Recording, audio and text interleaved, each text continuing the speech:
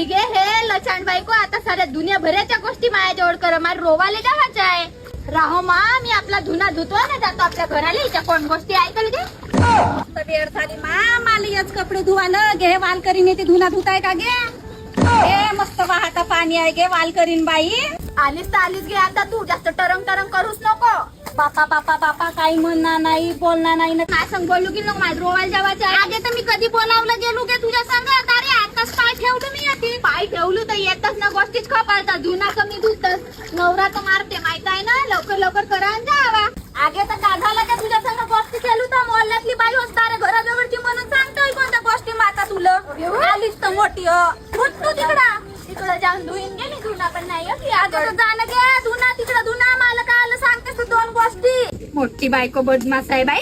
जसे दोन कपडे आणते धुवायला ना हिराईवर धुतच राहतेस नवरावर. मला सांगतेस का गे तू? रोवाले जातो का गे. घरी राहतो का काही म्हणतस का. आगे तर मी नाही जाऊ का कामाला. अरे, माहितच आहे कामाला जात असतं. नवरा कुठे दारीला तरी सांगते येते आम्हाला. बस